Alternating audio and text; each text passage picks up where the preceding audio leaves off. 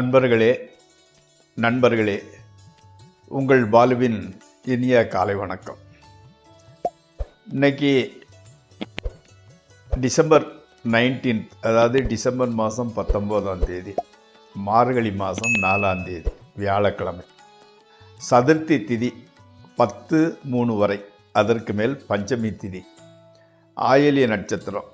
அப்போது சந்திராஷ்டமம் தனுசு ராசிக்காரர்கள் கூடியது. ராகு காலம் 1 to 3 வரை. யமகண்டம் காலையில் 6 to 7:30 வரை. நல்ல நேரம் 10:45 to 11:45 வரை. நீங்கள் போடக்கூடிய சட்டையின் நிறம், அதாவது சட்டினோட colour gold colour, biscuit colour, மஞ்சள் கலரு, அந்த மாதிரி. தவிர்க்க வேண்டியது, போடக்கூடாதது பிங்க் அல்லது மெரூன். சாப்பிடக்கூடியது முள்ளங்கி அல்லது புதினா சாப்பிட்டுக்கலாம். இப்போது அந்த ஜோதிட பாடத்தில் நம்ம பரணி நட்சத்திரத்தில் பிறந்தவங்களை பற்றி பார்த்துக்கிட்டு இருக்கிறோம் இல்லையா? இன்றைக்கி அதை தொடர்வோம்.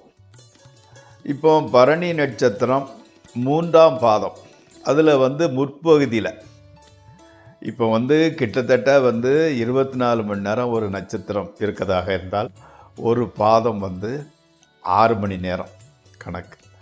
அப்போது 3ஆம் பாதம் வரக்கூடிய அந்த 6 மணி நேரத்தில் முற்பகுதின்னா முதல் 3 மணி நேரத்தில் பிறந்தவங்க மனைவியை வெறுத்து ஒதுக்குபவராக இருப்பார். பிற்பகுதியில் பிறந்தவங்க மனைவியை முழுவதாக திருப்திப்படுத்த முடியாதவராக இருப்பார். அபூர்வ பொருளில் நாட்டமும் அந்நிய மாதரால் சங்கடம் அடைபவராகவும் இருப்பார். அதாவது வேறு பெண்கள்னால பிரச்சனைகள் ஏற்படக்கூடாது, அதனால் சிக்கலில் மாட்டியவராக இருப்பார்.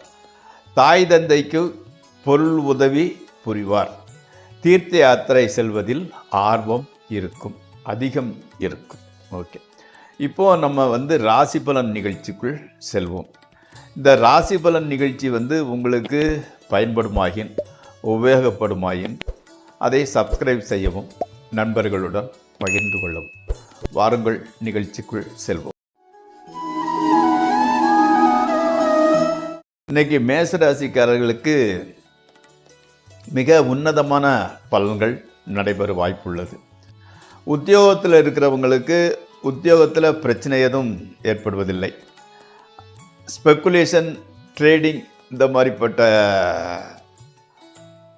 சூதாட்டத்தில் அல்லது லாட்ரி அந்த மாதிரி அமைப்புகள்னால் நல்ல அதிக அளவு லாபம் வருகின்றது. நண்பர்கள் சப்போர்ட்டிவாகவே, உதவியாகவே இருக்கின்றனர். பிரயாணம் மூலம் ஆதாயம் உண்டாகிறது. அடுத்து ரிஷபராசி.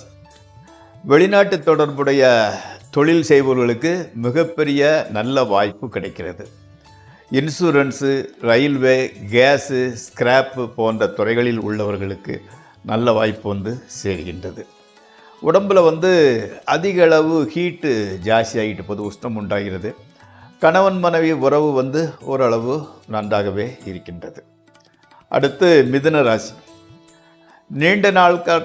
நீண்ட நாட்களாக வெளியூர் வேலைக்கு செல்ல முயற்சித்து வந்தவர்களுக்கு நல்ல வாய்ப்பு வருகின்றது. அதே சமயத்தில் மனைவியுடன் சின்ன ஒரு செப்பரேஷன், சின்ன ஒரு பிரிவு ஏற்படுகிறது. எச்சரிக்கையுடன் நடந்து கொள்ளாவிட்டால் கெட்ட பெயர் சேரும்.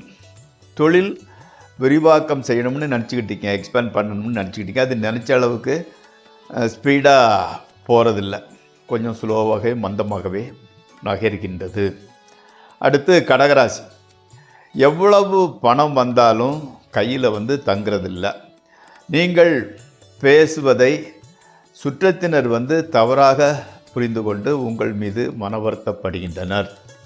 மனைவியுடன் கூட கிண்டல் கேலி பேச வேண்டாம். எவருக்கும் வாக்குறுதியும் கொடுக்க வேண்டாம். டிரைவிங் செய்யும்போது எச்சரிக்கையாக, ஸ்லோவாக, நிதானமாக ஓட்டி செல்லுங்கள். அடுத்து சிம்மராசி. நண்பர் ஒருவருக்கு ஏற்படும் பிரச்சனையை நீங்கள் தலையிட்டு தீர்க்க வேண்டியுள்ளது. தொழிலில் கொஞ்சம் மந்த நிலை நீடிக்கிறது.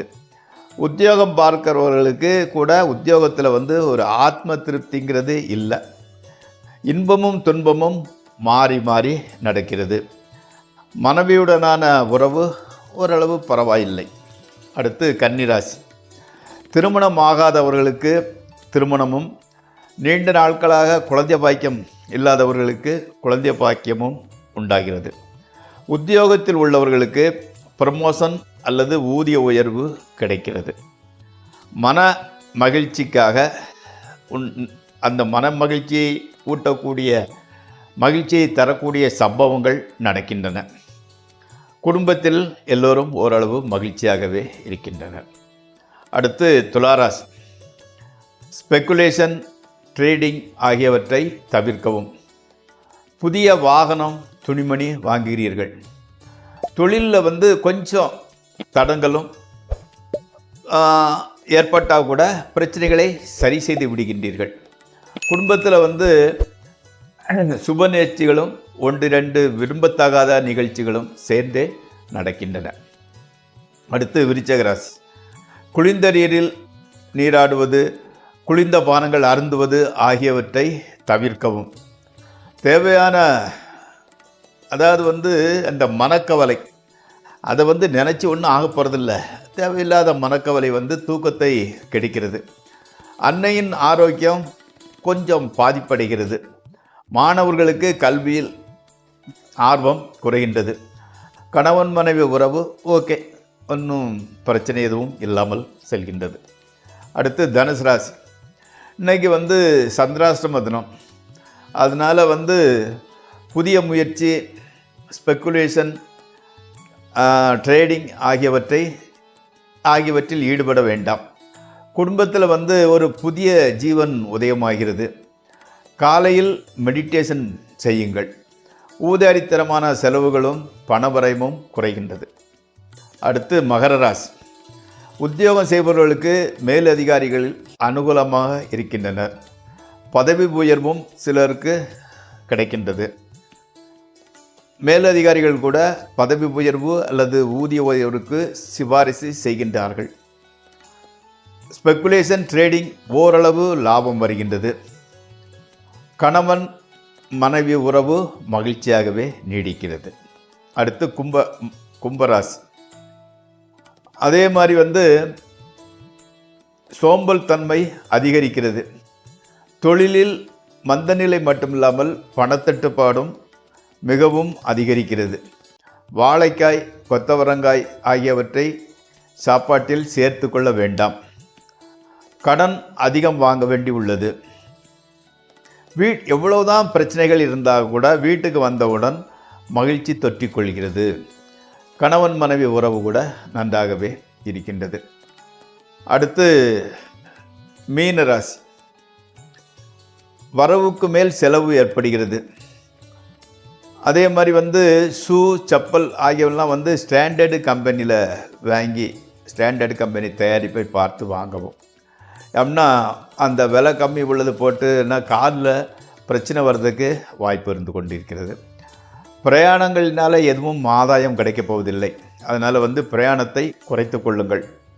சைட்டு அல்லது அப்பார்ட்மெண்ட்டு வாங்க வாய்ப்பு வந்தால் முயற்சி செய்யுங்கள், வாங்கி கொள்ளலாம். செலவுகளை தவிர்க்க முடியாது. அதனால் நல்ல செலவுகளாக மாற்றிக்கொள்ளுங்கள். நண்பர்களே, இந்த ராசிபலன் நிகழ்ச்சி இத்துடன் முடிவடைகிறது. நாளை மீண்டும் சந்திப்போம். உங்கள் பாலு.